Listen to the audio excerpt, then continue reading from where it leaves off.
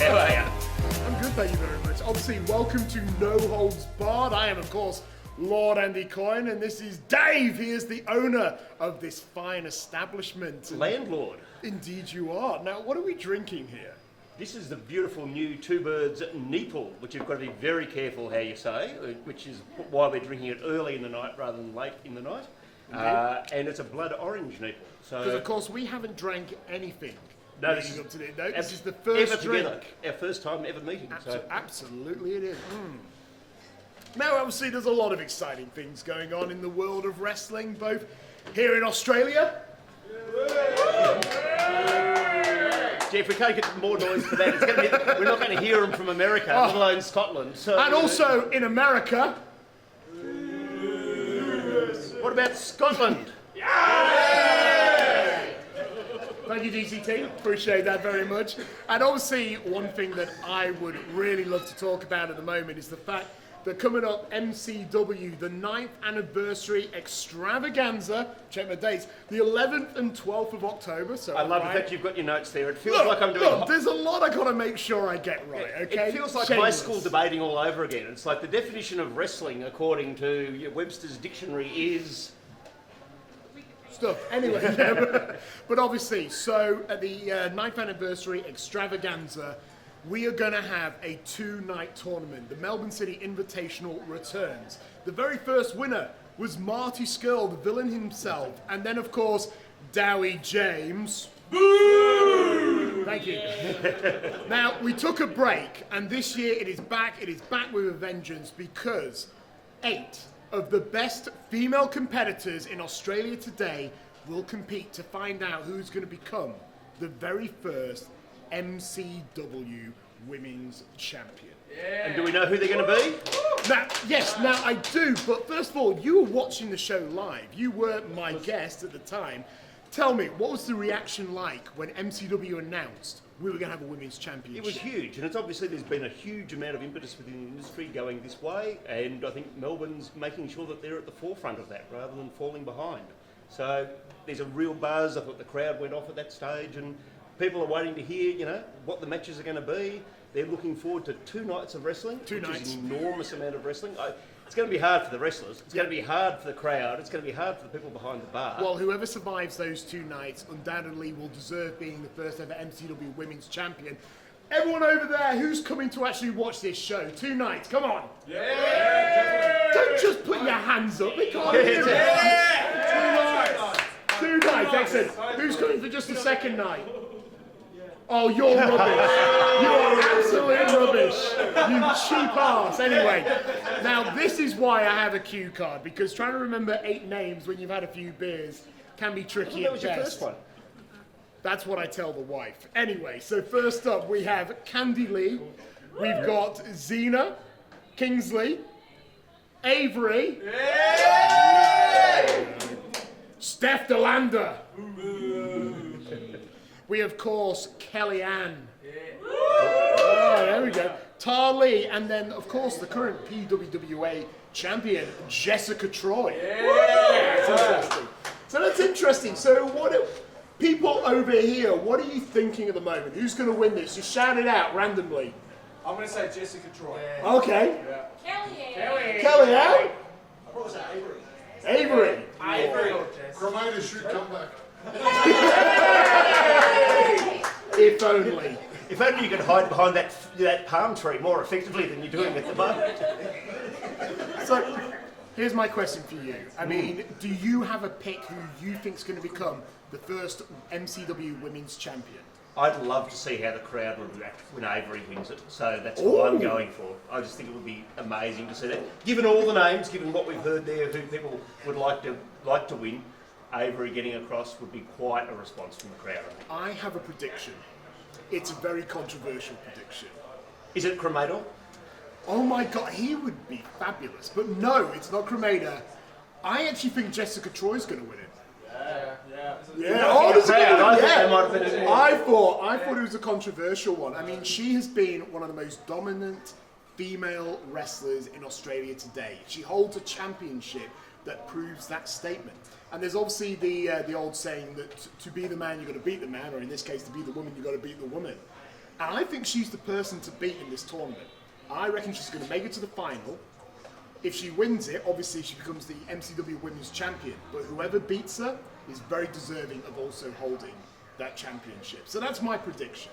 Now, moving on, as we mentioned, we want to talk about things in Australia, but also... Well, can I ask very briefly before we go on? Please. How important is the belt in terms of, making sure that as Indy Hartwell leaves the promotion? Well, I was going to say... What kind of hole is that going to leave, and how are things going to move on from there? Do you know, I think the one thing that's been really interesting with MCW is the fact that obviously we've had a lot of people who have been successful within MCW. They've gone on to, have very bright futures over in the States. They've obviously been picked up by the likes of WWE, NXT, AEW, and at the end of the day, this is just another way for somebody to prove without a shadow of a doubt that they are number one. And by winning that, you are putting a massive spotlight on yourself, that you are deserving of an opportunity, not only here, but also abroad as well. And I think everyone is going to be gunning for it. You want to take someone like Kellyanne, a lot of people obviously presume she's the number one for a very long time.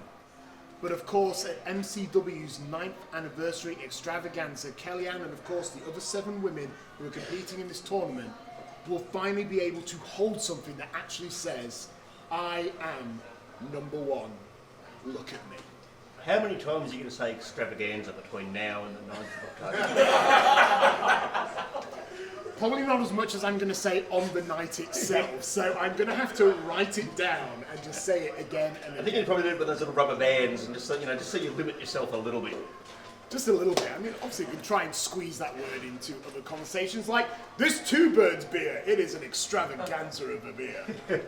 An extravaganza I'll of come blood on, that orange. deserved a slightly better reaction. That's very polite. Yeah, thank you, anyway. But anyway, let's move on. We obviously had an amazing pay-per-view, Clash of Champions. Was it amazing? Well, I don't know. It was your job to watch it. Did you watch it? I have watched much of it. Okay, that's good. So obviously, I wanted to quickly talk about the 5 top things that came out of Clash of Champions. And number one for me, anyway, this again. The definition of pay-per-view is... Pay-per-view, excellent. Cedric Alexander, did he have a good showing at the pay-per-view? He obviously had a very short match against AJ Styles, but there's obviously rumours going around. Short match, pre-show, I think. So It was pre-show, is it? So when was the last time AJ Styles... do we have any Cedric Alexander fans here? Or any AJ Styles fans? Hell! Or anyone who cares about WWE in general fans? What about Soju Cedric? Alright, do we have any AJ Styles fans? Yeah. Okay. When was the last time he worked a pay-per-view in the pre-show, do you reckon? Has he ever done one in WWE land? Yeah, I couldn't remember one. Do you know what? Sod Cedric, let's just move on. Anyway, so Ziggler and Robert Roode are the new Raw Tag Team Champions. Feels somehow like 1986 or 7 all over again with, the kind of spandex we're seeing going around there. It's a bit of a weird one. I mean, I'm glad that Robert Roode has got a championship around his waist, but it does feel like a bit of an afterthought. What do people think about Ziggler and Roode as tag team champions? Okay, everyone's doing this at the moment in the crowd, so not a great one. I think the best case scenario is it turns out like Cesaro and Sheamus, where no one sort of expected sort of these guys to meld together and sort of bring interesting characters out of each other. We'll find out in 6 months' time. Fantastic. Well, tell you what, I'm going to move to the good shit now. Luke Harper has finally returned to WWE. Yeah, okay. This could be good shit, it could be bad shit. It could go one of two ways. Alright, convince me, how is this going to be bad shit? Rubber masks of what farm animals haven't they worn yet? I don't know, budgerigars. So if they become the budgerigar brothers or something like that, rather than actually just wrestling and doing what the two of them are capable of. Do you know what? When you drink, you come up with the best ideas. I would love to see them wearing budgerigar masks. And that, sir, is why you shouldn't be in charge of booking things. This is why nobody ever puts me in charge of creative. Anyway, and of course, finally, okay, it's been confirmed, The Fiend will obviously compete for the Universal Championship at Hell in a Cell. Any Fiend fans here? Woo! Yeah. There's a rubber mask that works. Yeah, indeed it's a rubber mask. So the question is, I want to ask you is, do you think they pushed The Fiend too fast, too quick? Do you think they put him in that main event spot against a champion too quickly? It's a fair question, but I think in the context of who else is going around, why wouldn't you? If he's hot, if it's working, why wouldn't you get him in there and get people interested? Obviously for the company, they've got reasons why they're excited about keeping things going around. Oh, hang on. We're just going to come over now to Jenga. There's some cheating going on. Guys, bloody hell. Oh! Baloney! Yeah, an Englishman. Okay, so... I can only imagine, this is very much, Australian, far more interested in the Jenga than they are in the WWE, and that might give you a bit of a response there. Yeah, it's going to be a real 50-50 if we actually use this segment online. But okay, ladies and gentlemen. Okay, at least I got a giggle. So, ladies and gentlemen, I want to hear your consensus. Clash of Champions, yay or nay? I was a Fuck it. Hands up and make some noise if you actually watched it.